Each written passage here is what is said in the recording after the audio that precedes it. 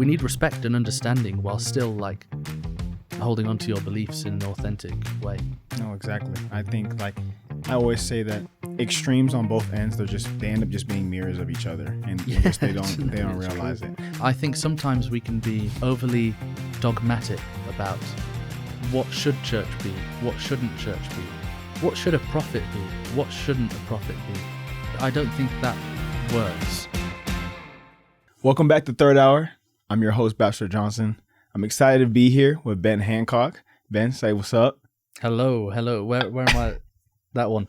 We looking at that one? We got the three different camera angles. It's a pleasure to be here. I'm a big fan of your content, as you know.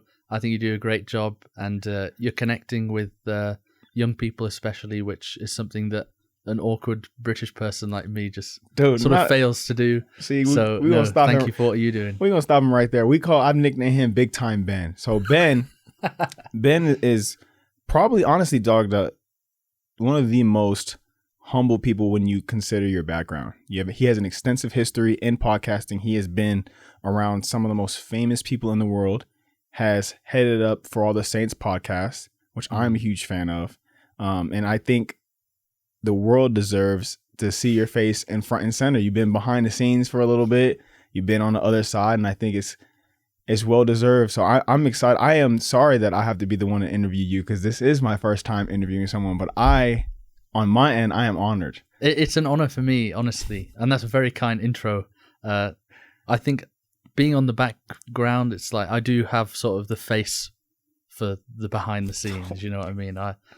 But, you know, I'm here, and it's just because I want to help with the experience that I've got and try and do something valuable and beneficial. And people need to be more open about their faith, and that's just what I'm trying to inspire people to do, is like, look around. We're having conversations about this. Like, people are good. People are happy that we've got beliefs, and actually those beliefs, if we share them with the people who are ready to hear them, can really help them in a difficult world. So that's all I'm trying to help people to do.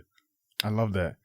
Would you be cool sharing some of your background? I know, like, you've told us off screen some of the crazy things you've been experiencing and seeing.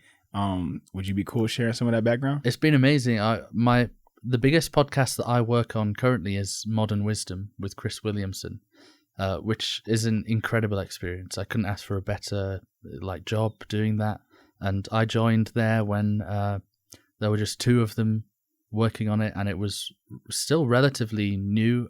It was less than 200,000 subscribers on YouTube, and we're now almost at 2 million. And that comes with a lot of growing stuff and trying to be innovative. So I love that. But I got into it through, I was working for an artist, a country house painter, who was quite popular in Britain. And I worked with him until the day he died. That was a very formative experience for me. It was very meaningful, incredibly impactful. He was called Jonathan Miles Lee. And his paintings are incredible. And he asked me he said, I sort of want to be a cultural commentator. Can you help me make a YouTube channel or something? And I was like, yeah, I'll do that. So I created a brand for him, and we started doing that. And then I moved on to help someone else with theirs, and then do something else with this, and just sort of fell into it, and made a lot of live events as well in London. So it was just fell into it, but I'm so grateful. I absolutely love it. So now you're doing For All the Saints podcast. So you started that one up as well, but this time, obviously you're the host. How has that dynamic been, and what even inspired you to get started? I know you mentioned earlier that big on sharing our faiths, creating a community of understanding. Is that what sparked you to be like, hey, I'm just going to go for it? Yeah, there were several things that I was seeing that kind of frustrated me. I remember watching a program like The Last of Us. Do you remember that?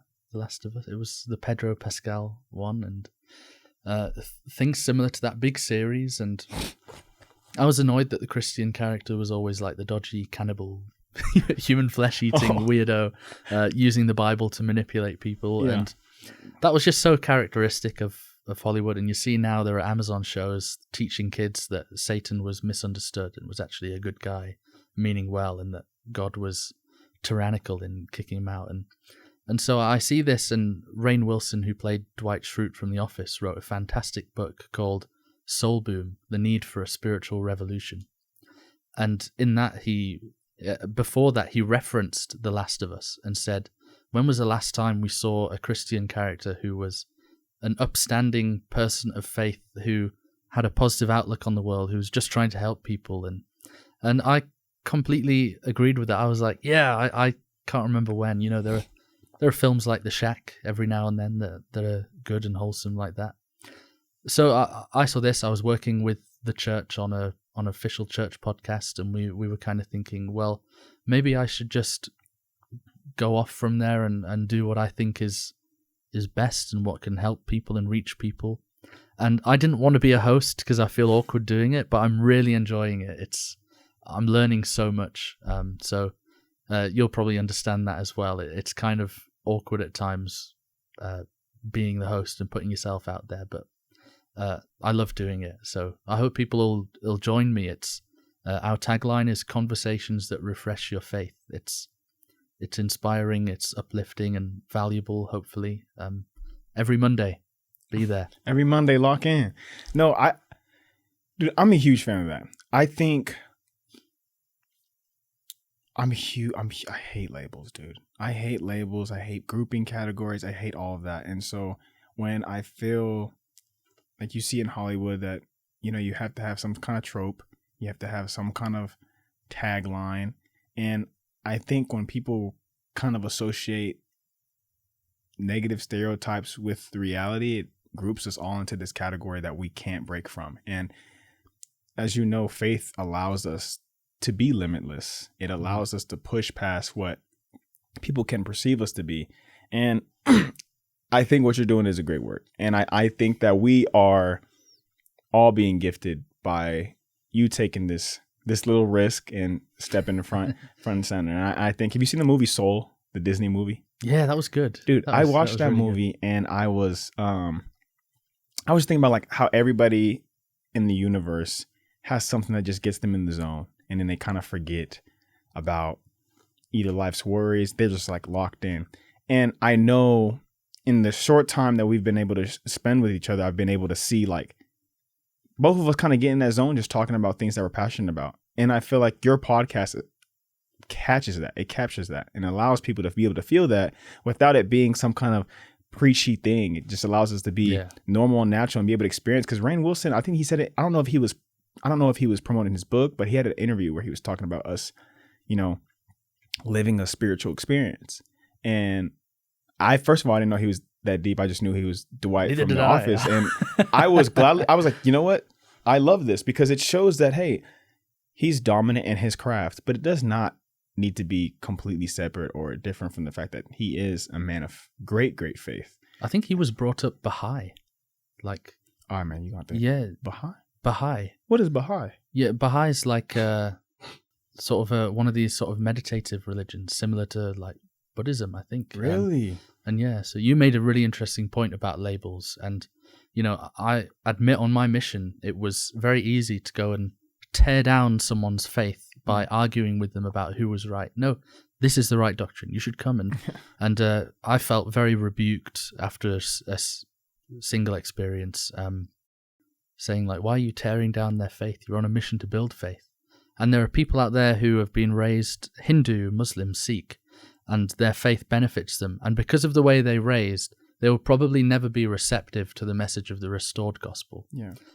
And that's okay. That's okay. Because they're in their faith. I would much rather they be very good in their faith than in no faith at all and be tearing down their faith. So, I mean, I love working in interfaith. I've worked a bit in genocide prevention, in the politics of it. Like, I was helping to arrange meetings and stuff for people who are dealing in it. And I have a deep love and respect for all faiths. And faith as itself is so important.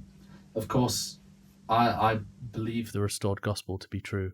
And I'm unashamed in sharing that. But never to the point where I tear down someone else's faith. Dude, that's what I'm talking about. I'm gonna dap you up on camera.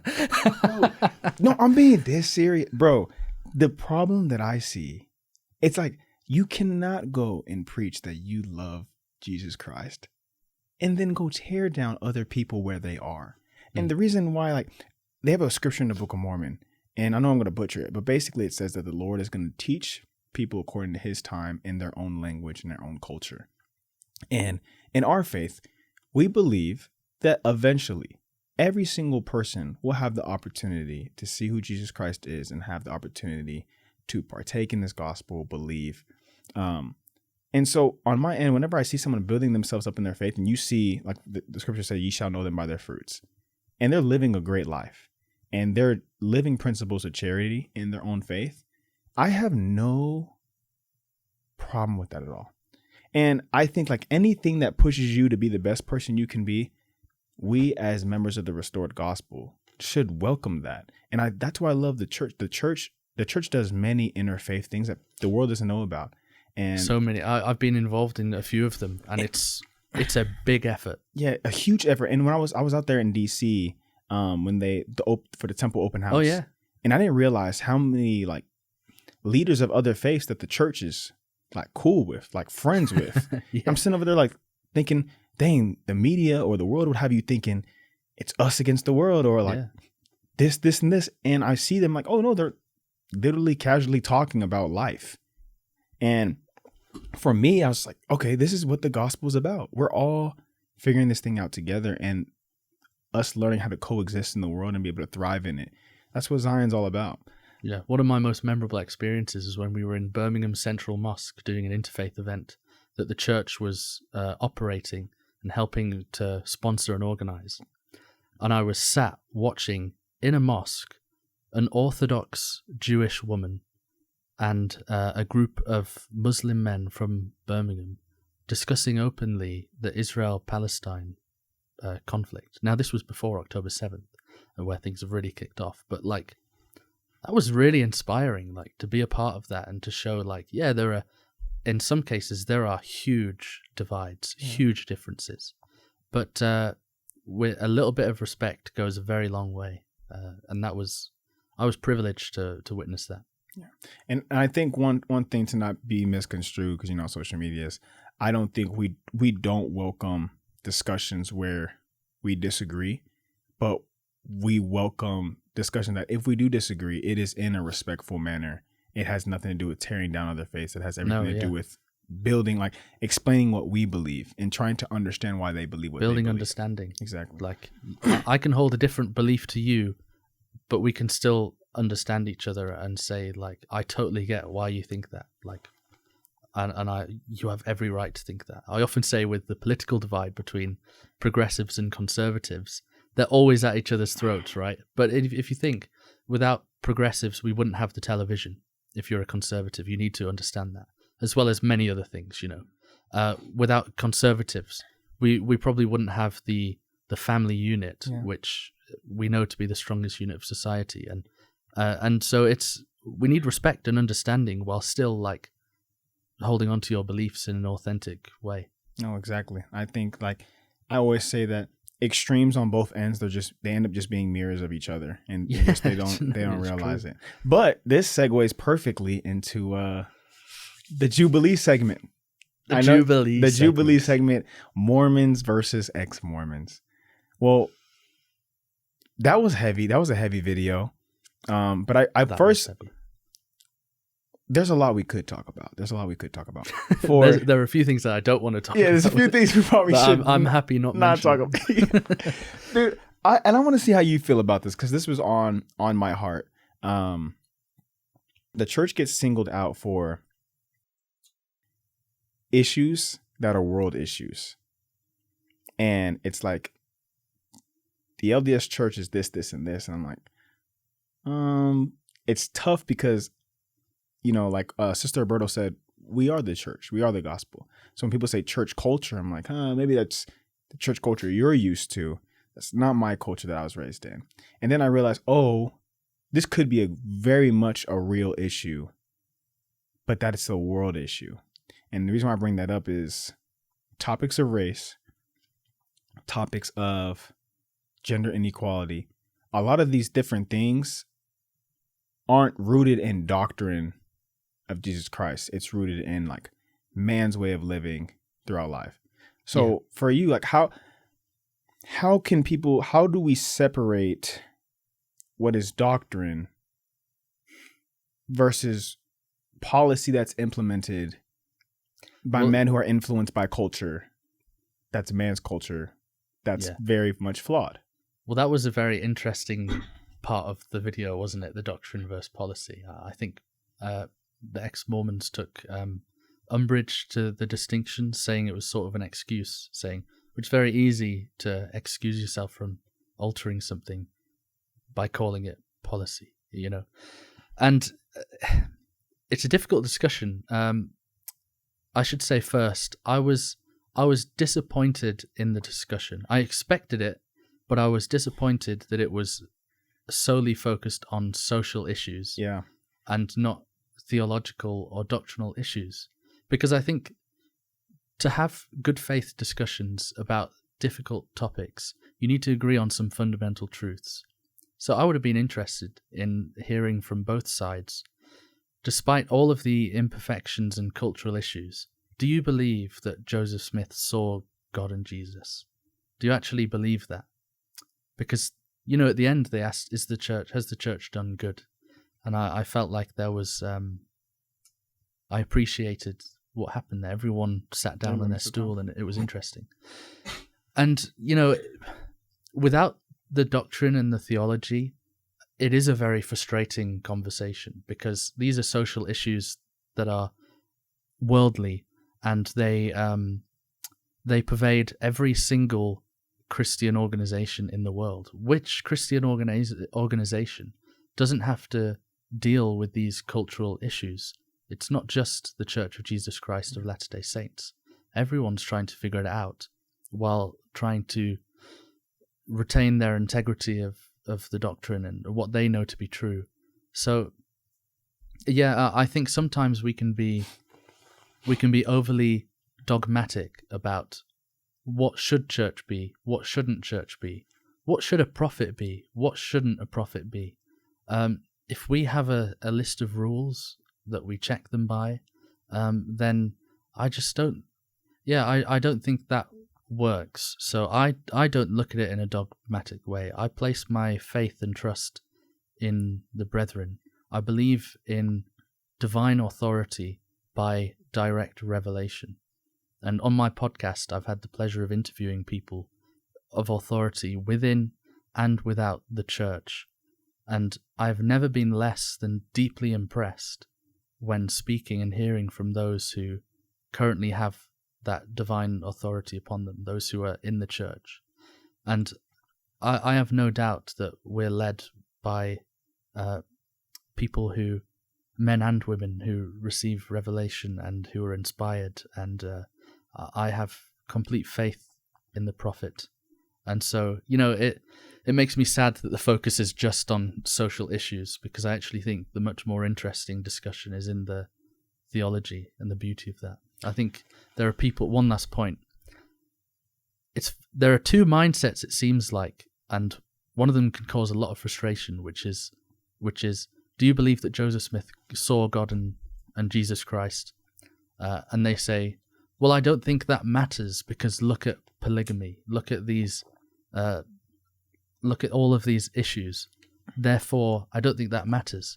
Whereas the other hand, and I feel like saying the eye of faith would say, do you believe in that Joseph Smith saw God and Jesus Christ? And they would then say, well, the other things don't matter as much to me because I believe Joseph Smith saw God and Jesus Christ. And so it's like, you have to choose where you focus, if that makes sense.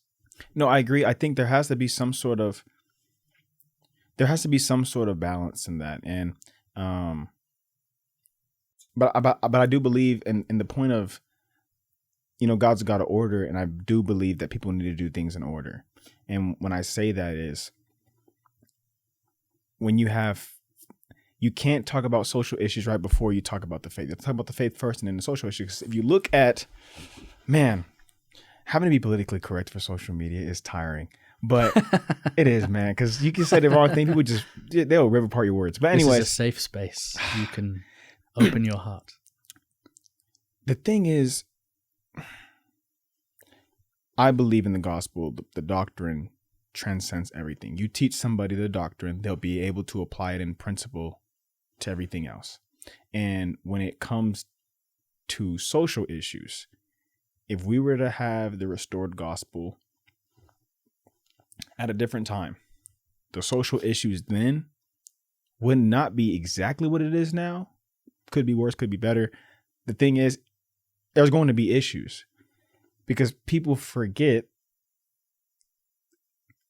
Unfortunately, the gospel has to be implemented by men. That's just the reality, men and women. But you know what I mean? It has to be implemented by mortals. And if God were just to tell the prophet, hey, do this, do this, do this, do this, do this, do this, do this, do this, and it be perfect, it would remove agency. And I feel like people do not understand that. There would be no need for faith anymore if everything we did, we just knew. I think God gives us an opportunity to figure it out.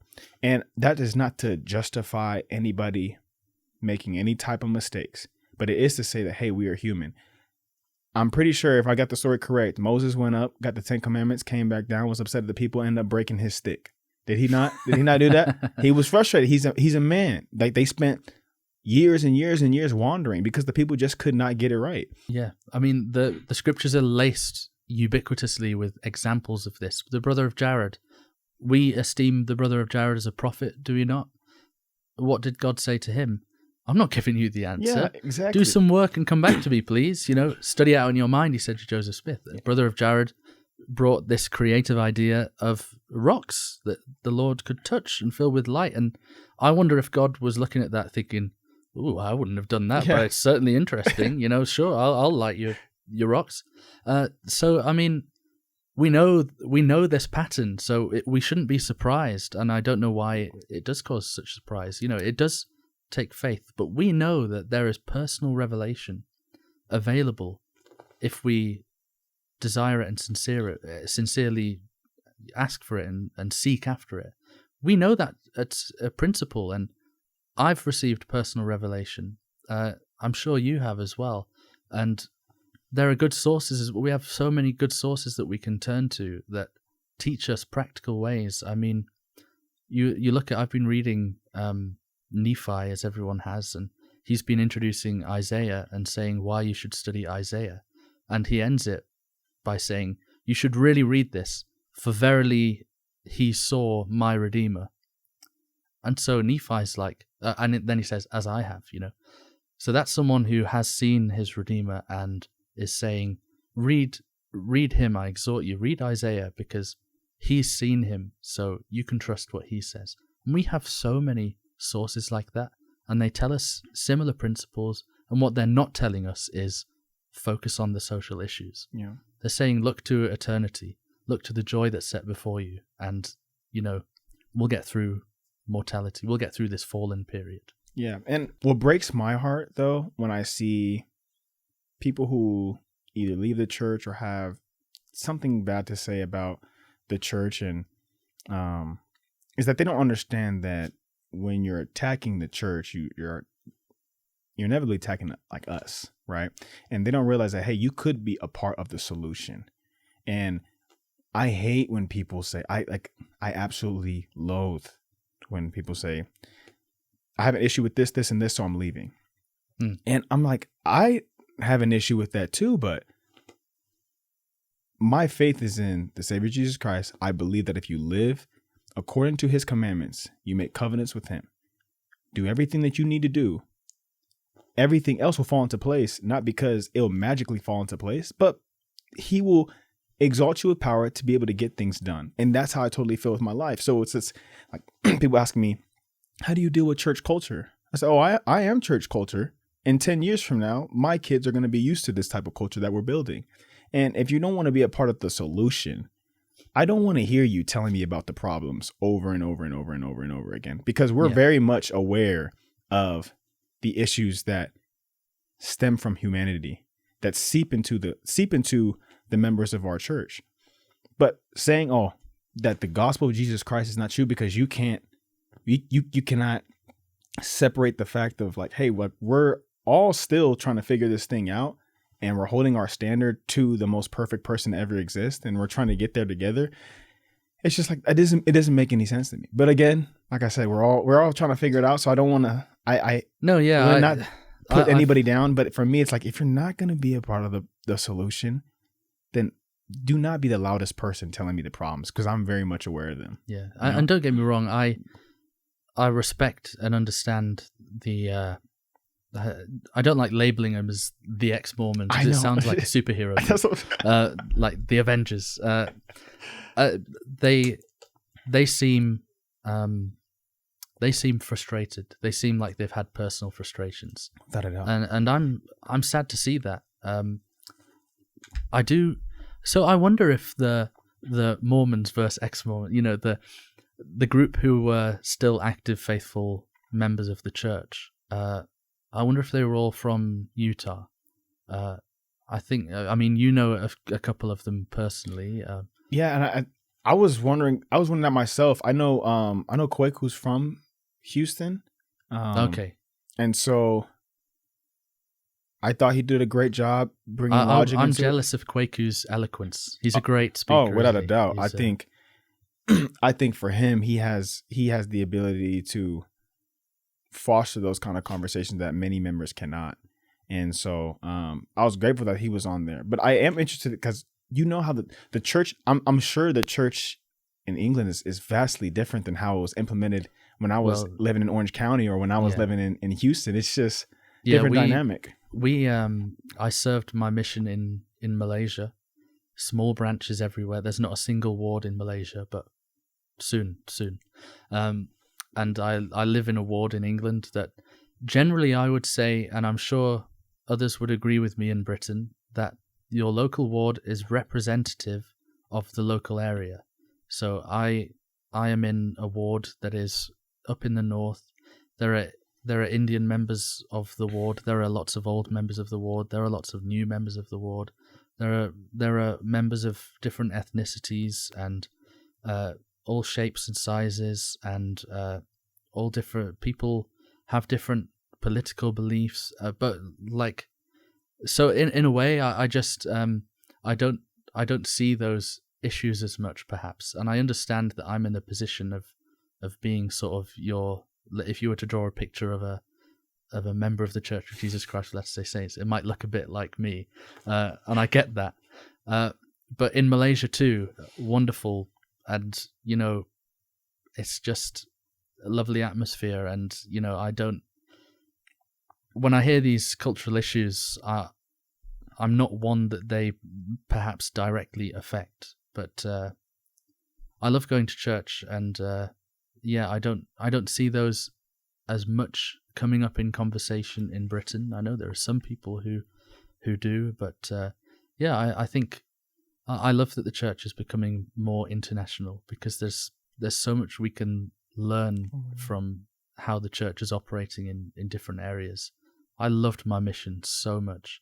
And even when I was serving in Singapore to Malaysia, those two places were vastly different. When you look at the church in West Malaysia compared to East Malaysia, in Borneo and Semenanjung, they're vastly different, and you can learn so much from them. So, and again, the doctrine remains the same. We believe in the gospel. We repent every day. We're trying our best. We all join this vehicular framework of covenants that bind us to God. Religion comes from the Latin to re-ligate, which means to rebind. That's what we're doing. It's an effort to rebind ourselves to God, and I believe that we're doing it in the correct way, which is by priesthood power shown through covenants, as guided by a living prophet and apostles. So, go back to the simple bits is what I like to do. Yeah.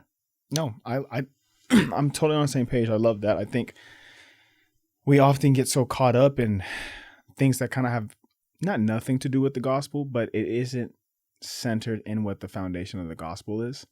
And I think that's when things just get tricky. And I love how you pointed out that the people who were featured in that video, Ex-Mormons, have legitimate frustrations. And I know if the Savior was sitting next to them, that there would be some kind of understanding to be had. There'd be peace and comfort to be given. And it's no different from any one of us. And I always have to remind myself that I can live a dang near perfect life. God will not love me more than he loves my enemy. It does not matter. It is God doesn't love me more if I live according to this, and this. I know that you are going to reap what you sow. And so for me, I know personally, and you've seen it, you put in enough work in a certain area, it can apply in any facet of life. You get the blessings that come from it. Yeah. But I have one thing let me see if I can pull out my note real quick. One more thing on the Jubilee thing is I can't help but imagine Christ washing their feet. That image is profound, and there's so much to be learnt from that. You know, it's very easy to get annoyed when there are emotional responses to issues that are perhaps secondary to the great overarching doctrine. And, you know, I don't have any answers for them. I place my trust in the brethren. I'm very happy to do that. And I believe they're inspired. And so I am blessed to not have to struggle and worry and keep myself up at night about these things. But these people, you know, they have, for one reason or another, had these frustrations. And whenever I'm tempted to go, I think of Christ washing their feet, and, you know, I appreciate them all, and I appreciate the courage that they had to go on that show, bringing things out of obscurity. But yeah, I would have loved to have seen more of a theological debate, as I think that is more important and more eternal. No doubt. And also I would have loved to see a more representative panel of people. What do you mean by that?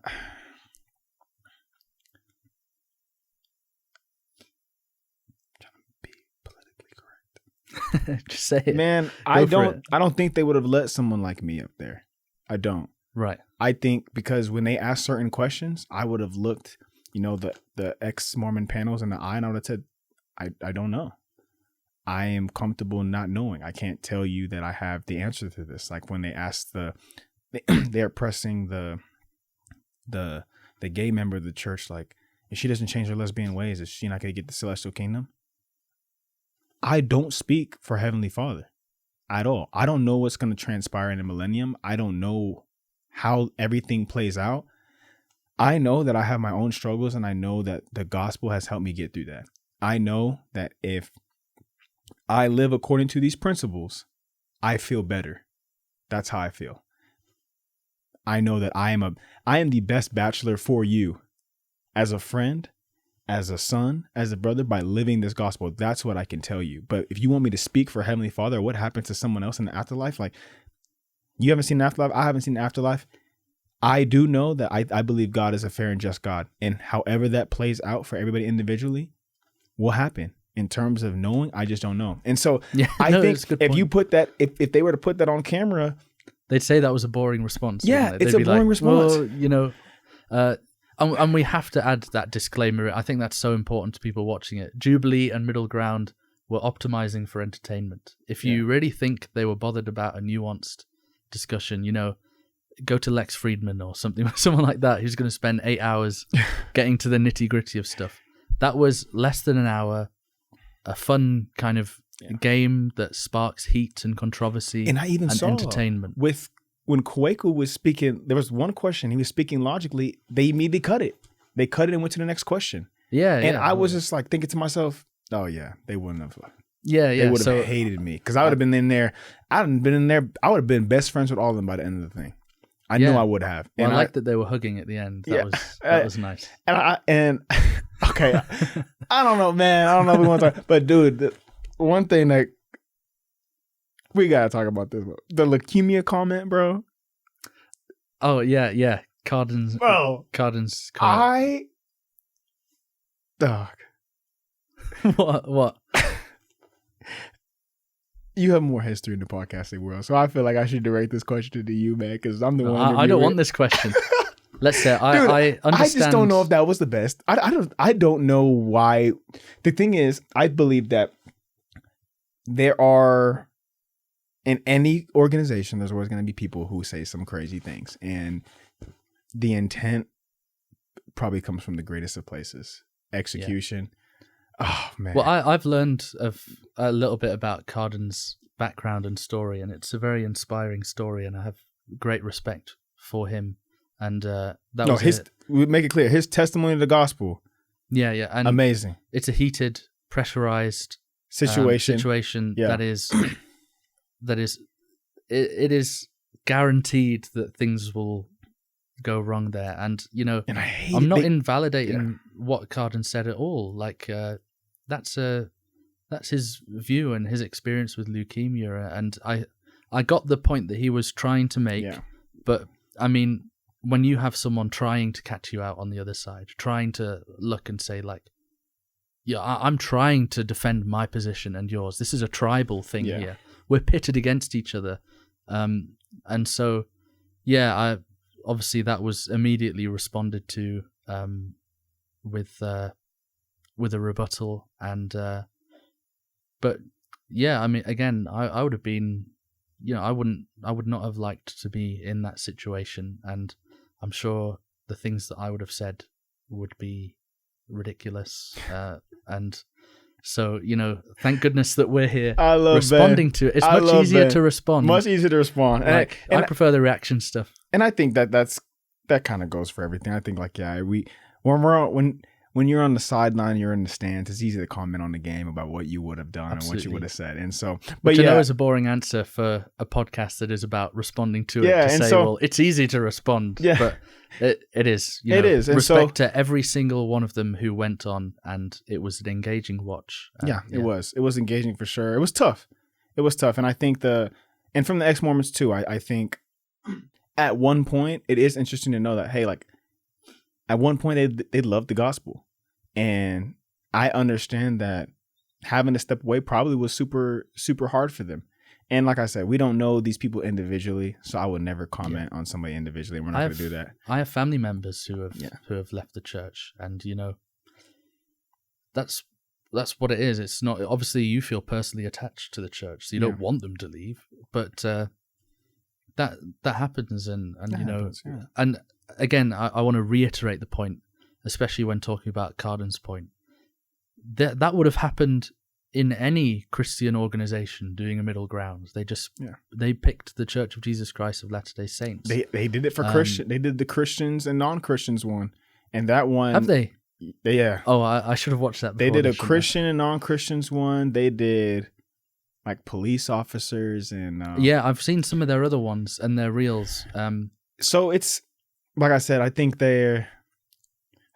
media, it pays black versus white. You don't really have the gray in the middle. So, precisely. But that's the beauty of podcasts, right? What we're doing here, what I'm trying to do at For All the Saints is just have something positive that's trustworthy and valuable. And exactly, I'm not doing it for the clickbait. Exactly. I'm doing it to help. And I think the more we create conversations like that, the more ex-Mormon, Mormon people who are not of the faith will see, hey, the majority of people are good people. And I have a firm belief that majority of people have good intentions, have great hearts. And that's what you can find on For All the Saints podcast every Monday. So tune in. No, but one thing I wanted to, before we wrap up, is the statistics that you were sharing with me yesterday blew my mind. And so I was hoping that you could share a couple of them for the viewers. Yeah, well, I love statistics. For me, the way I learn is they get me excited because they teach data. Now, obviously, there are some that are less reliable than others. But, it's important. We talk a lot down about the church, or we gripe about issues and stuff. And I like to think more positively and see the amazing things that are going on. So a new study came out I believe it was actually last month. I think that's how recent it was. It's called State of the Bible, and it's worth a read through. I mean, you go through papers and papers of data, and you pick out like the cool ones. And that showed, so it went through every single religion and faith and showed how many people read their religious text more than once a week, once a month, every now and then, or like seldom/never. And it went down through Buddhism, Sikh, Christianity, Muslim, Hindu, and you know what, the Church of Jesus Christ of Latter-day Saints had the highest. I believe it was either the highest or the second highest, but I'm sure it was the highest. The highest percentage of people who read their religious text more than once a week. It was 77%, compared to I think Catholic was something like 28% or something. You know, and the people, it was also either the lowest or the second lowest number of people who seldom/never read their religious text. It was 12%, I want to say. So you look at that ratio compared to a lot of the other faiths, and the members of the church are engaging in religious texts, and we know from other studies that those who believe and have a belief in a religion and live it